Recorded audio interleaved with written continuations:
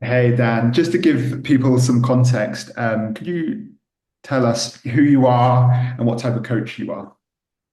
Yeah, sure. So I'm Dan Glide. I run a coaching business called Positive Masculinity, and I coach men who have kind of got a bit stuck in their lives, who know they're meant for more, who want better relationships, to be more empowered and feel more connected, and to contribute more to the world and to their communities. Amazing. And tell me, what obstacles kind of did you face before working with me, and what obstacles did you have to go through to actually start working with me? Yeah, so I got myself in a bit of a mess, Joel. At the start of the year, I gave myself all these big revenue targets and all these big goals, and nothing much happened. So I became very stressed and very anxious, and slipped into a scarcity mindset and a bit of a victim mode, and got into chasing and convincing people. Now, after a month or so of doing that and just pushing people away and nothing much in my business happening, I had a bit of an awareness that something needed to change, and um, I'd been thinking about working with you for a while, actually, probably ever since I started the coaching business, really. And what I knew was I needed to get out of my own way. I needed to shift my mindset. My perspective needed shifting. And I needed not only somebody who could coach me, but somebody who could teach me and mentor me a bit too. Somebody I knew would have been there, seen it, done it, and knew exactly what I was going through. Um, so yeah, so it was about not only getting myself in the right place, but also what I was doing and the kind of the systems and processes in my business, which I didn't really have. They were all haphazard, and I would try things for a couple of days, didn't work. Try things for a couple of days, didn't work. Rather than putting something in place, giving it a bit of time, and really testing it.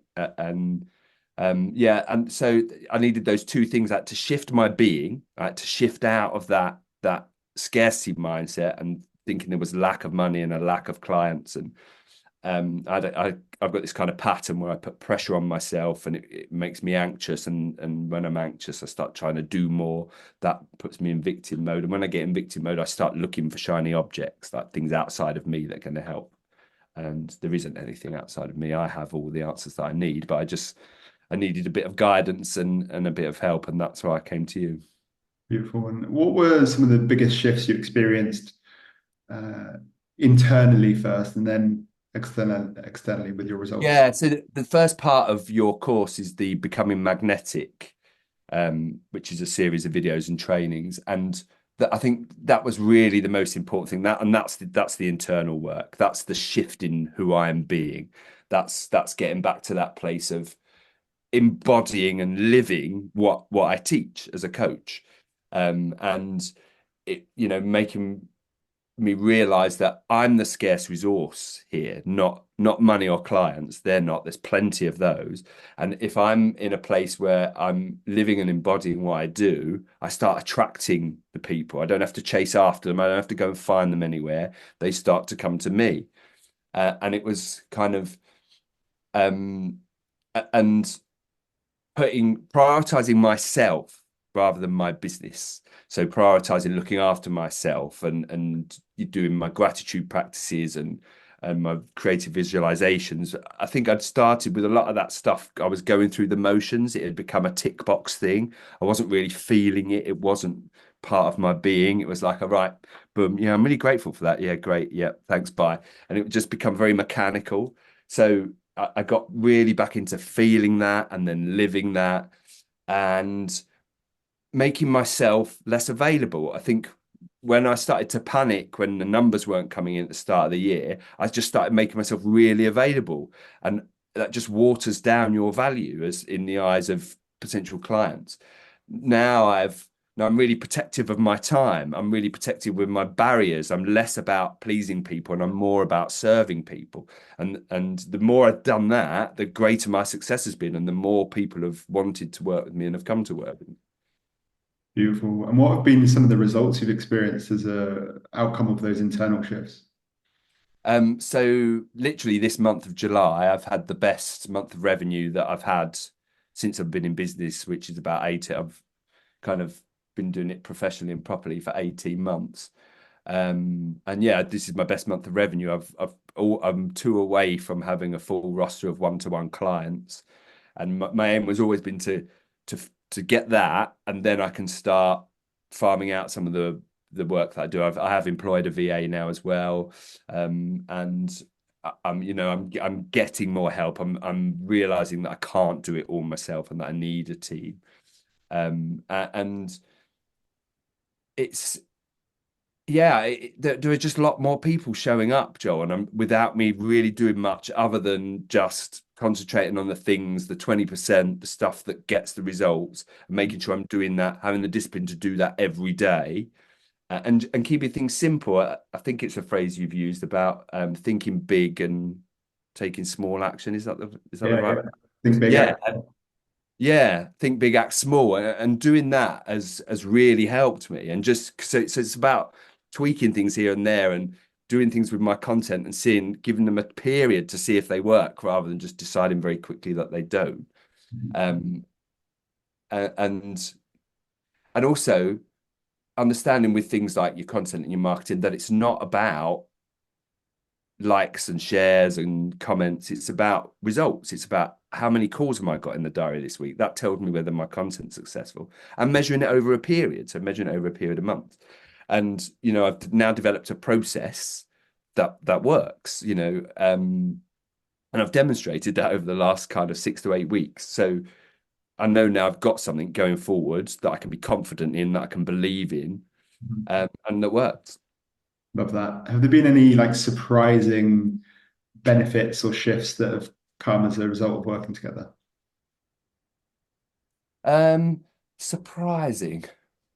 I mean, I've learned a hell of a lot. I don't know if any of it surprised me, Joel, because I've been aware for a while that there was help that I needed, and I've wanted to work with you ever since we first met back in the days of HPC. I don't know that there's anything that surprised me, but I mean, the thing that I guess it takes a lot of getting your head around is the less available I am, the more valuable I seem, Mhm. certainly the more valuable, and that even now that still doesn't logically make any sense to me. But actually, when you think about it in sort of economic terms, it's a supply and demand thing going on, isn't it?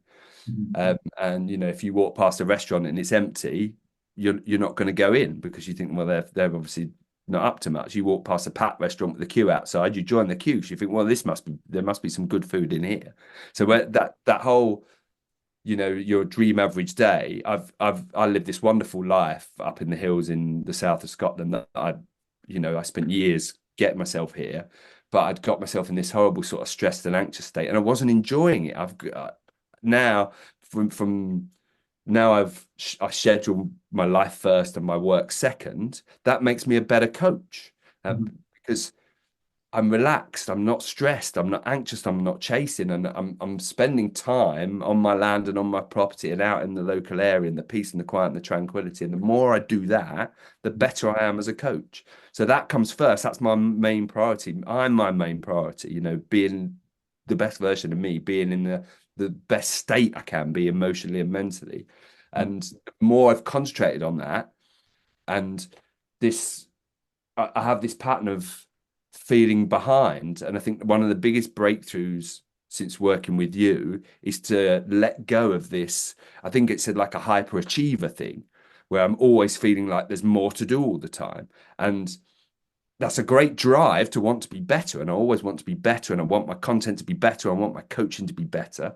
But that doesn't mean I'm behind. I mean, on whose measure? Like on my own. So I've been able to kind of give myself permission to let go of some of that stuff. And there's a great phrase that you taught me, which is let the fires burn. What's the worst that can happen if I'm not answering those LinkedIn messages that have sat there in my inbox, or um, nothing, because they're all there back when you go back tomorrow. So I think I don't know that I'm surprised by it, but those things have been the big breakthroughs, really. Mhm. Yeah, I love that. Just second to last, would you recommend working with me? And if so, why? Absolutely, I would, Joel. Yeah, it's. I probably took. I always I go around in a circles with this. I always sometimes say to myself, I should have worked with Joel a lot earlier, and then I say no, divine timing, things happen at the right time. yeah, no, if you're thinking about it and you've considered it for a while and you're getting a bit stuck in your business and you're not feeling great and you want to get back in that flow where everything feels good and it feels easy and you really back yourself and believe yourself and you're confident and you need somebody who's been there, seen it, done it, and been through everything you're going through, then I would absolutely recommend working with you, Joe. Yeah, 100%. Beautiful. Thanks so much. And just finally, is there anything else you'd like to add just before we wrap up? What else would I like to add? No, I think I've probably said it all, mate. I'm getting greedy. Hang Yeah. on, let me think. Is there anything else I would like to add? What what else has been part of the transformation? Um, yeah, I mean, it's all about being. I think I got way too into thinking and doing mode. And coming and working with you has taught me, and even the conversation we've had today about embodiment, it's about being, it's about having that awareness of who you are being and being aware of be, do, have, that it's being first, that we are human beings. And when you are being authentically yourself, and somebody who's of service, not somebody who's there to please, which is again a mode I got into and didn't serve me well, but somebody who's of service and comes from a place of love, it all happens for you. It all works out for you, even if sometimes in the moment things are feeling difficult. If you just get back to that place of being and you slow everything down, it works. Mhm. Yeah, I love that. Thank you so much for your energy, and it's been beautiful working together. Thanks, Dan.